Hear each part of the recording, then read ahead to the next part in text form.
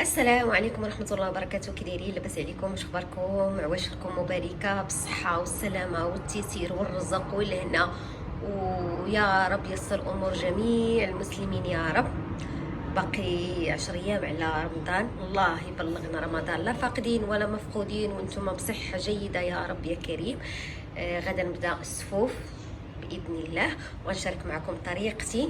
يعني تقريبا 90% صحي كنديرو. ما كنديرش فيه السكر. اول حاجه كندير فيه هي العسل الحر باش كنحليه، او دبس الرمان، دبس التمر، عفوا دبس التمر. الزيت كنحاول ما نديروش نهائيا. اذا اضطريت غندير الزبده. انا هذا الشيء هذا غنطحنو مزيان مزيان حتى يخرج منه داك الزيوت ديالو، باش ما نضطرش ندير الزيت والزبده. هذه اول حاجه، وان شاء الله ما نديرهمش. كي قلت لكم الا اضطريت غندير غير الزبده. غنشارك معكم شنو خديت جلجلان البلدي وجلجلان الرومي.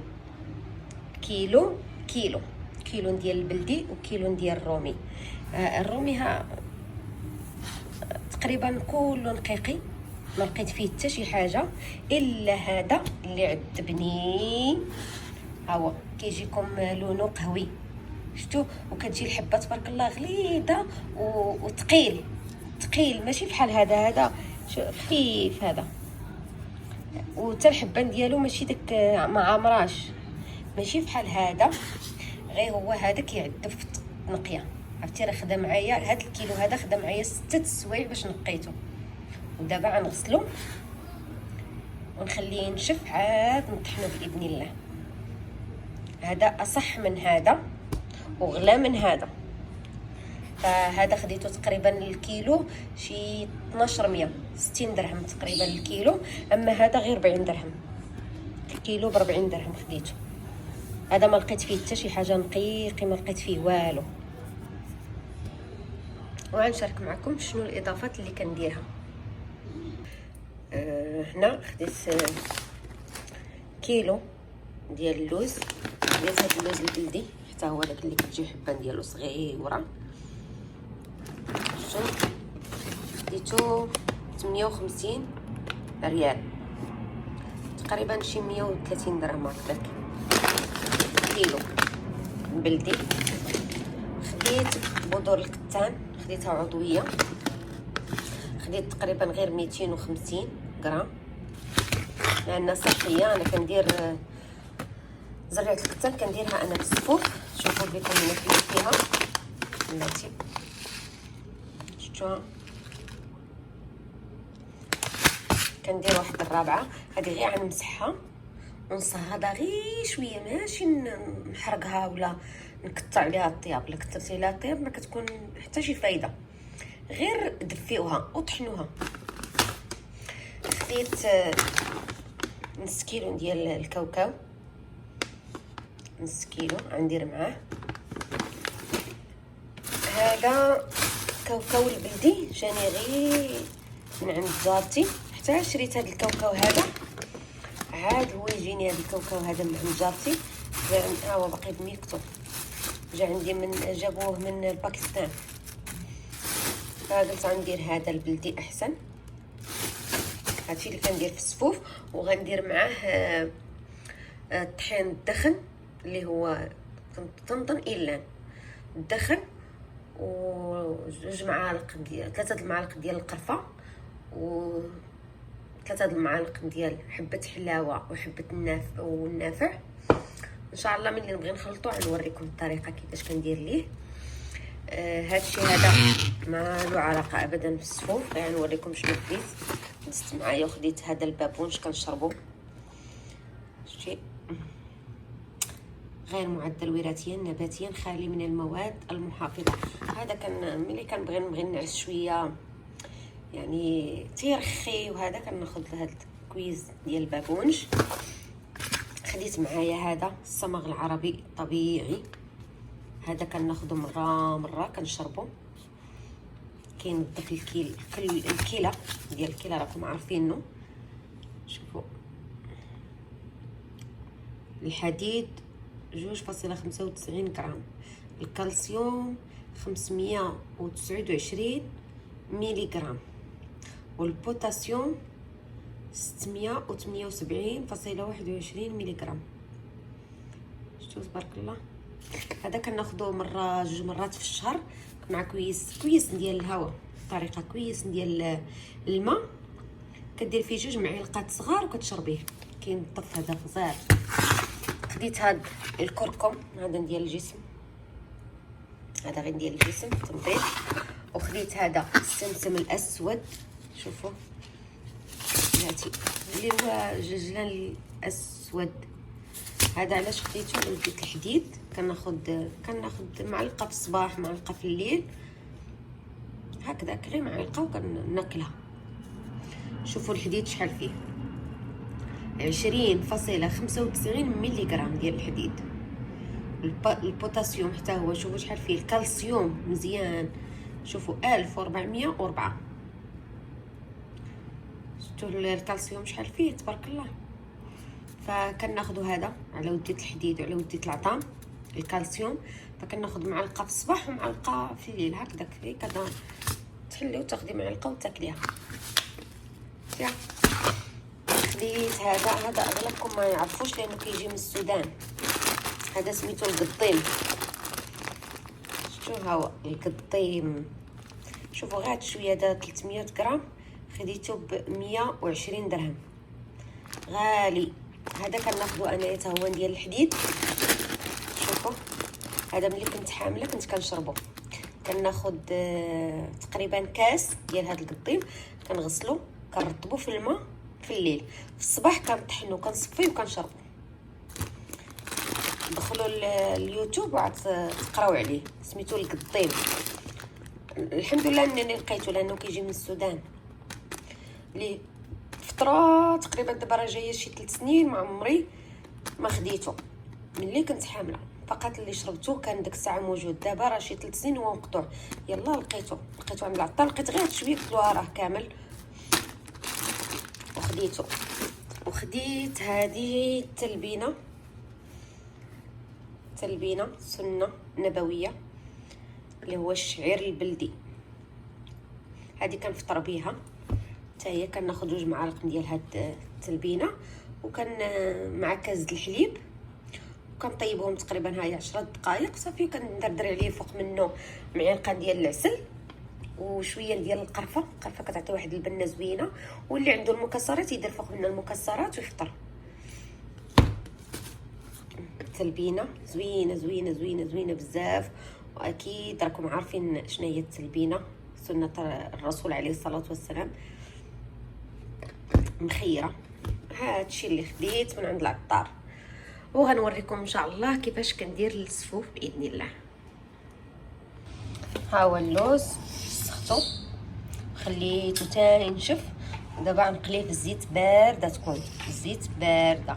وهذا الفول الرومي عندي نص كيلو حتى هو غنقليه في الزيت بارده. والفول البلدي غير نحمرو في المقله احسن. هذا غير غنصهدو في المقله وغنطحنو. هذا كي قلت لكم جاني غير كادو من عند جارتي، من داكشي علاش نديرو. عندي تقريبا 200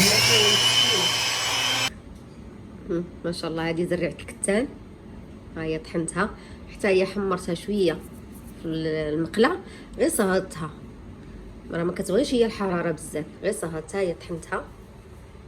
شو رابعه 250 غرام كنطحن في هاد الطحانه هادي.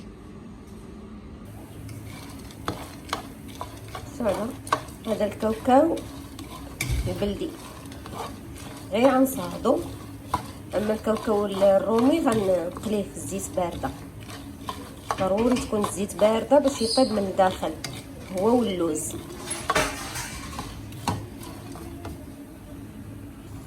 هذا الفول الرومي ها هو درت فيه غير ماشي كنعمر الزيوتات، راه غير شوف شحال ديال الزيت، تقريبا شي 2 معالق ديال الزيت. هذا 6 كيلو ديال الفول. راه ما كنديرش الزيت بزاف، راه غير كيتغلف بالزيت صافي. شتي راه ما كايناش الزيت، شي كنقليه في عرارة ديال الزيت. 2 معالق تقريبا ديال الزيت اللي درت، وغنحمرو في هذا الزيت هذا حتى يتحمر وعلى بوطه متوسطه باش يطيب من الداخل مزيان. ماشي غير يتحرق من البرا ويبقى من الداخل خضر. البوطه تكون متوسطه. هذا شوفوا ما شاء الله الفول، هذا الكاوكاو البلدي طحنته حتى خرج الزيت ديالو ولا معلك. شوفوا الزيوت،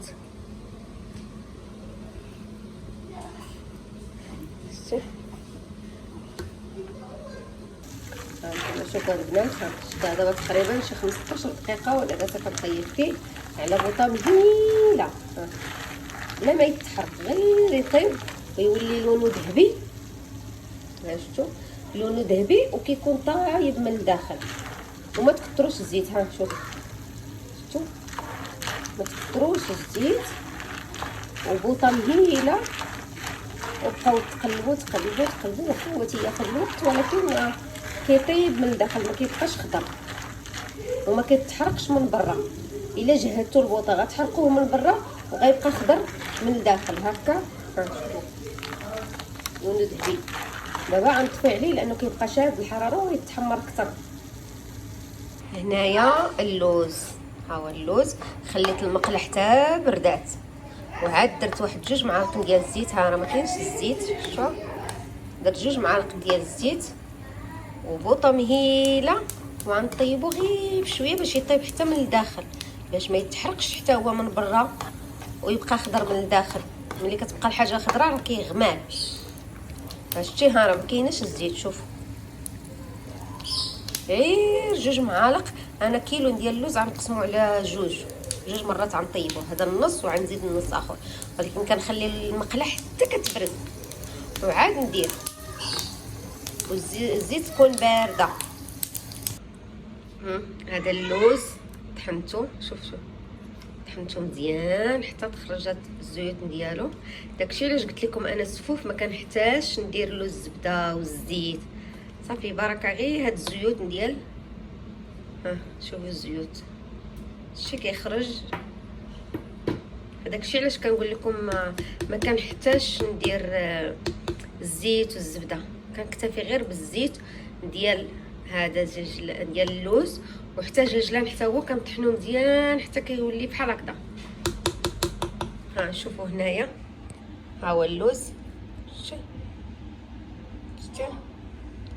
خارج معلك. هو هذا كاع الزيوت ديالو خرجها. شوف هذا الفول اللي هو الكاوكاو الرومي، وهذا الكاوكاو البلدي. شفتوا حتى هو معلك. اما اللوز لا، اللوز خرج هو هذاك. شفتوا ما شاء الله تبارك الرحمن. انا طحنت هادشي واخا خدا من الوقت لاني كل حاجه طحنتها بوحديها، ما خلطتش هذا كل حاجه طحنتها بوحديها.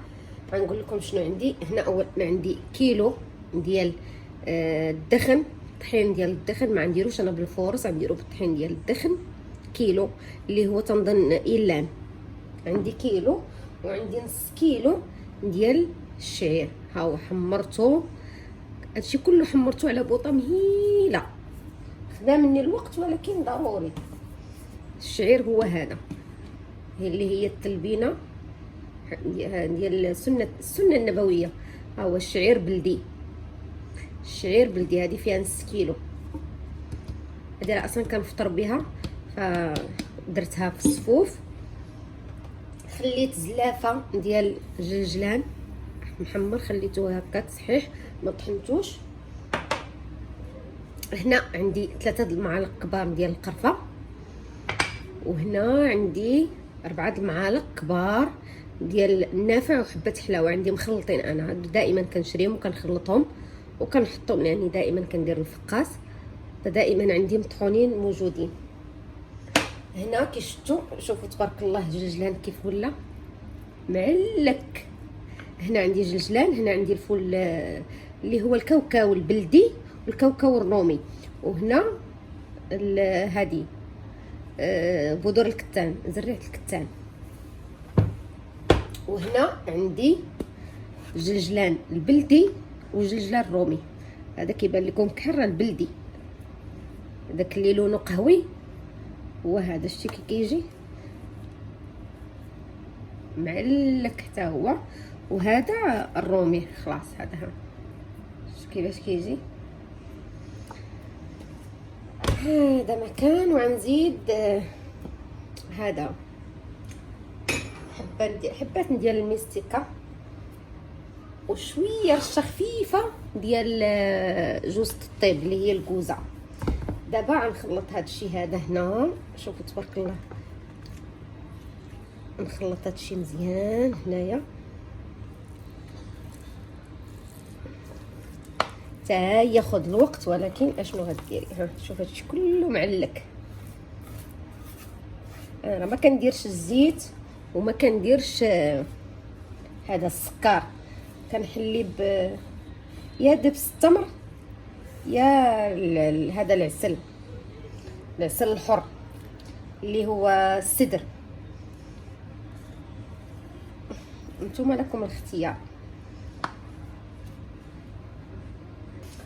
هنا القرفه نغربلها، ضروري تغربوها. هذه القرفه البلديه.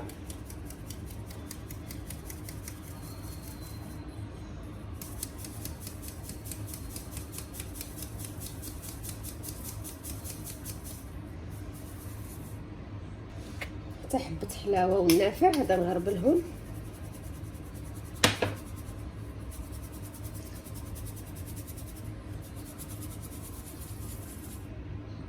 هنا شي تقريبا شي 7 ديال الحبات ديال المسكه الحره صغيورين.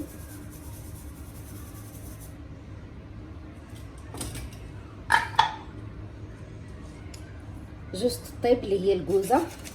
بسم الله. غير نص حبه، ما غنكثرش منها بصراحه. كاينين الناس كيديروا حبه كامله، انا غير نص حبه نديرها. الله يجعل البركه. راه هي كتدوخ، راه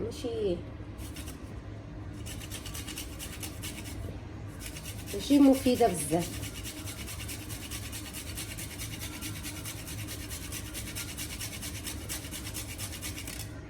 بسم الله.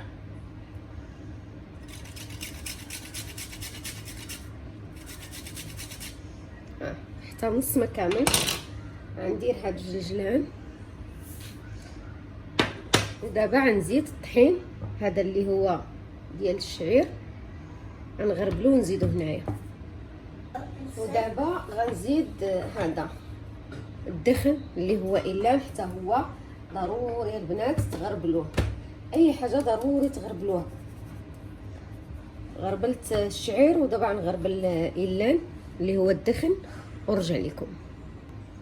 انا طحنت كلشي وغنحول هادشي كله لهاد التفصيل. هذا عندي كبير باش نقدر نحرك كلشي على راحتي. نجلس في الارض وندير الليغو ونحرك هادشي مزيان مزيان، نعطيه الوقت في الدليك. انا قسمته على جوج، شوف تبارك الله.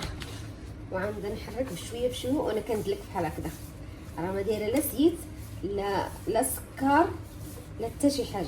كنخلط مزيان مزيان ومن بعد كنقسمو. هاد الكميه هادي غنقسمها تقريبا على شي 5 د المرات وغنحط في الثلاجه. والربع ديالها غنخلطها مع العسل الحر. انا كنخلط مع العسل الحر، فكنخلط غير بكميه على حسب مثلا مده 15 يوم. لان الا درت دابا العسل في هذه الكميه كلها العسل كينشف، فكيخرج السوف ناشف. فداكشي علاش كندير غير بكميه مثلا هذه اللي غتكفيني مثلا في 15 يوم هي اللي غنخلطها بالعسل، وما تبقى لا غنحتفظ به. كل ما احتاجيت نخرج على قدي وندير العسل. وانتم لكم الاختيار، بغيتو تخلطوا بالعسل، بغيتو تخلطوا بدبس الرمان، دبس التمر، السكر، لكم الاختيار. رغم انه حاولوا تبعدوا من السكر يكون افضل. راه دبس التمر حتى هو كيجي زوين. دابا غنبدا ها شوف تبارك الله كيجي. ها دابا غنحرك بشويه ندعك غير هكا بين يدي حتى يتخلط كاع داكشي مزيان مع بعضياته، باش ما يبقاش جهه فيها اللوز وجهه لا، الا ما حركتيش هكا مزيان وعطيتيه الخاطر راه ما غيجيكش زوين. عطيه الخاطر. واخا انا غندير ديك الطحانه كطحن كل شيء، ولكن ما باغاش نطحن فيها، طحنت صافي كل حاجه بوحديها ونعطيه هكا الخاطر. نديرك هكا حتى نكمل الكميه كامله. انا خلطته خدا مني الوقت. هذا غنقسمو على شي 6 المرات نديرو في الفميكه، وهذا غنزيد عليه العسل ديال السدر. هذا باش ندوزو 2 سيمانات باذن الله. غنخلط ومن بعد نذوق ونشوف الحلاوه. راه ما دايره لا زبده لا زيت. هذا البنات بالنسبه اللي ما يديرش فيه العسل، نديرو فيه نص كيلو ديال او ربعا ديال السكر كلاصي، غربلوه وديروه مع تقريبا 250 غرام هكاك ديال الزبده تكون مزيانه. حاولوا تذوبوها حتى تولي لونها قهوي وخلطوها معاه. بالنسبه للبنات اللي ما يديروش العسل بحالي تقدروا ديروا بس كي قلت لكم ربعا ديال السكر كلاصي مع 250 هكاك تاي ربعا ديال الزبده، تكون زبده حيوانيه وتكون من النوعيه الجيده. طبخوها مزيان حتى اللبن ديالها يولي كحل، وضيفوها وخلطوها. البنات ما تنساوش قبصان ديال الملحه. انا درت قبصان ديال الملحه غير انا ما صورتهاش. ما تنساوش ديروا قبصان ديال الملحه. وهذا مكان بسم الله.